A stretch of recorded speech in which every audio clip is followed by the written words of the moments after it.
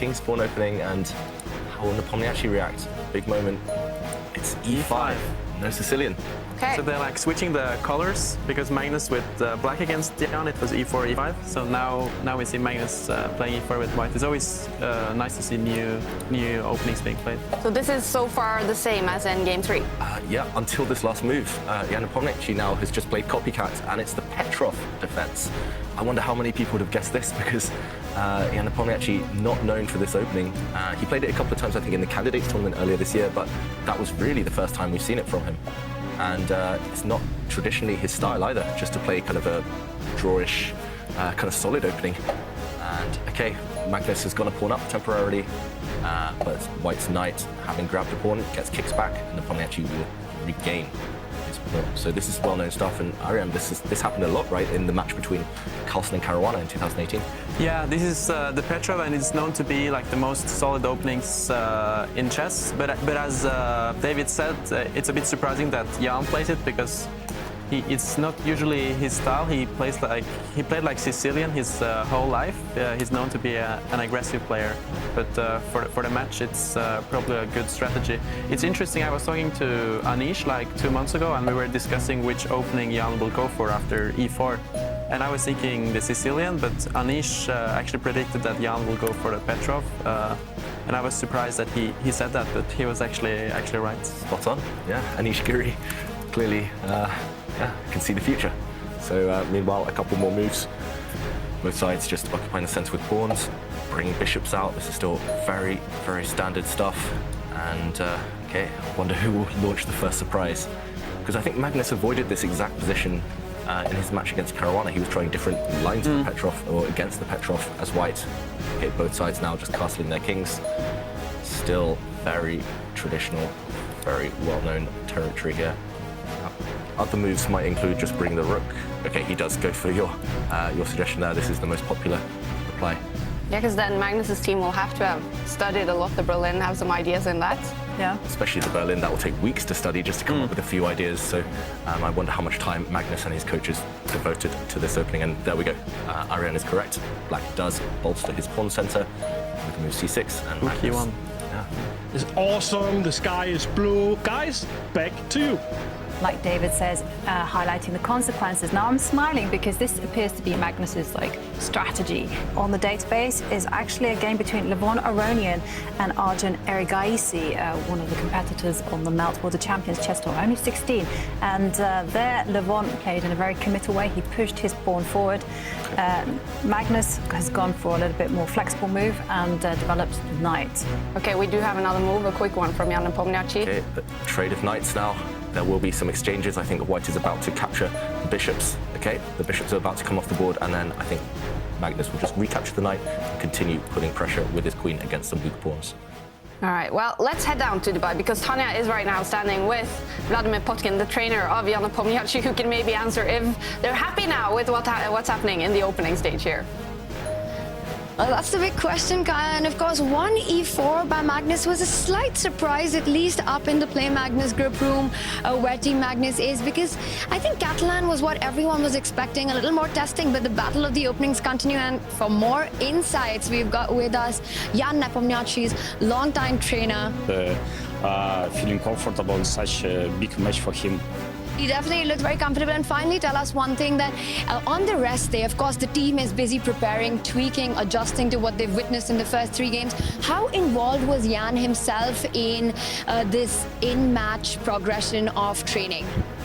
Well, it's every player has his own recipe, and he's definitely putting up an amazing fight. It's a great World Championship match between these two. Thank you so much, Vladimir. yes, thank you. Thank you. Thank you. And that is Team Nepomniachtchi clearly doing all the right things that's required to give us a big fight at the World Championship match. We do have a couple of moves, and Magnus is continuing to blitz, continuing to play fast, and just this last queen move by White. Again, that reeks to me of computer preparation. That's maybe not the most human move. Normally we would be looking to push pawns or develop pieces, but Magnus moving a queen for the second time.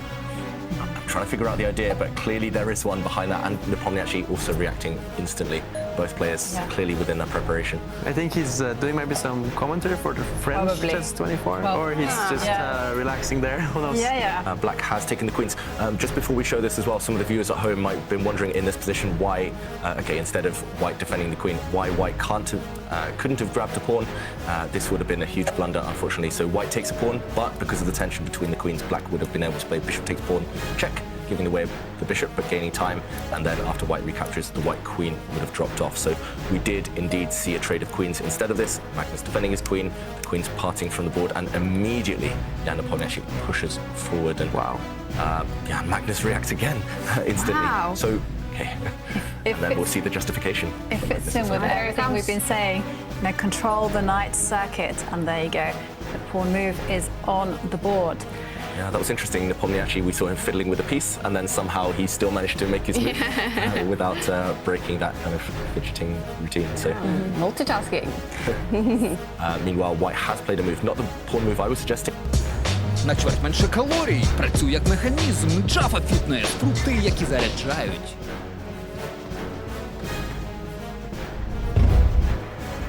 A similar idea, just pushing that pawn 2 squares forward, and maybe just creating a square for the white knight to jump back to, the square that pawn used to sit on. He's not risking anything, and he seems to be in preparation, so I think he's happy with this. So Jan played knight to d7, as we said was logical. And maybe this will be the first big, long thing we'll see from NEPOMNIACHTCHI, because it's a critical moment already, maybe. Yeah. You know what I'm going to suggest. I know exactly what you're saying. Typical David move. Do not push the pawn. I'm going to push this pawn Exactly. and control you're gonna these 2 squares. Exactly. Well, Magnus played fast now, so that's nice at least. Bishop to f4 is pretty surprising. We didn't... But it's the computer's top choice, I have to say. Yeah. I think he just spent 2 minutes there remembering and trying to work out what happens next, because I said there were no forcing lines, but this does initiate some really forced moves, right? The World Championship match is pretty serious business, and he's not even turning around numbers. So I think today it's all about the chess game. We had a rest day yesterday, he played some football. I think he's enjoying himself, hopefully. Certain routine that must have been established. Can you tell us a little bit about a normal game day? What's that like for Team Magnus? Well, of course, Magnus wants to get up at a certain point, and then we need to prepare some food. And it's a bit uncertain whether he wants 1 or 2 meals, and he really wants to win.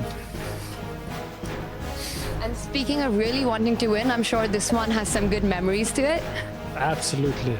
Of course, the first World Championship match is something unique, larger than life, as I think I mentioned. This was in Chennai 2013, so looking at it after almost 8 years, still brings up good memories? It's like yesterday. All right, thank you so much, Henrik, for your time. And yes, that is Magnus's dad with a sneak peek into Magnus's life outside the board. Thank you so much, Tanya, and it's really nice to hear from Henrik Magnus. He really wants to win. We had quite a few moves on the board. It's exactly what David and Arjan and Ivanka took us through. But Jan has been defending extremely well against them. Well, there we have it. Grandmaster Hans Niemann breaking down the opening action for us, and we've got a move by Magnus, so let's head over to the studio. Kind of pose black 1 or 2 questions to answer. There we go. The first question has been answered. Black's king runs away from the check. That's the only safe square as well. Black's king needs to defend some pawns, and it puts the pressure on the white knight. And that pawn can't be taken, as David showed. There's this fork. But Jan is obviously not gonna fall for that. He's probably gonna push his a4 pawn. Magnus now made his move, 98.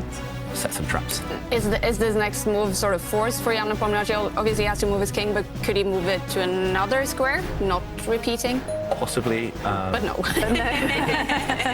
It's maybe one risk too far. Yeah, he just wanted to defend the pawn on the f7 square that the white rook is maybe eyeing up. So, yeah, I'm debating playing as well, but it's going to be so cold there, and It's cold here too. it's cold here too. Yeah, we'll see. We'll see. You're used to it. Yeah, true. But Arjan, we also know that you've been seconding for Anish Giri for a while. Is that something you will continue doing? Okay, we have an answer from Magnus Carlsen. He does not repeat. Okay, he does not repeat. He does not go for the draw. This is good news. Great. We still have some more action.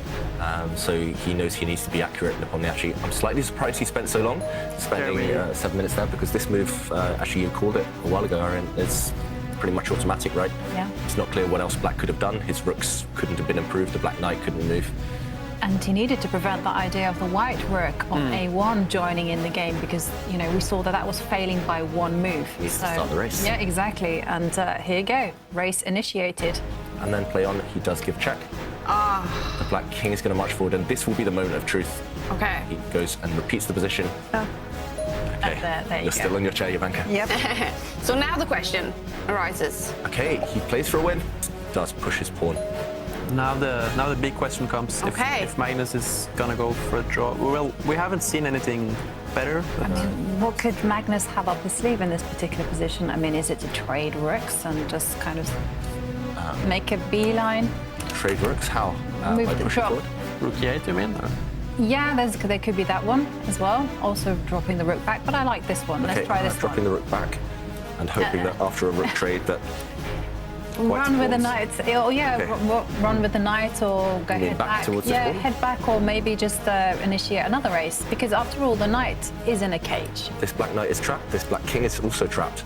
Can't go for it now, can I? Oh, here it comes. Okay, it's a knight check. Yeah, this one doesn't look like it's leading anywhere either, so knight check. Are we about to see a draw? If the black king goes back, Magnus leaving the board there, he will probably just drop the knight back with a check, and we might well see a repetition now. Then I realised I'm winning, and then We have off the I went. response from Jan. Forced move. He has to move his Yeah. king back, and So the question now for Magnus, will he move his knight back again? yeah. There he goes. H8. Okay, Actually, Oh, we have a move? he Okay. played the check. I think we're about to see a draw, but if Jan does run away from the draw, Knight C7, I think, is a good move. And White. then threatening the rook and pawn F7. And Jan Nepomniachtchi Let's is see how back he by the does it. board. He is making his move. okay, so moment of truth, if Magnus retreats his knight, we're about to see a draw. And There we have it. Yeah, so Nepomniachtchi, he has to move his king forward. That's strictly the only move. There we go, he stops the clock. As Jovanka mentioned, he doesn't make the move on the board, he stops it. And he tells the arbiter it's about to be 3 times in. And there we have the handshake. Game 4 in Dubai between these two is another draw. They are still tied, Magnus Carlsen and Jan Nepomniachtchi. Magnus on his birthday with the white pieces. This was not what he was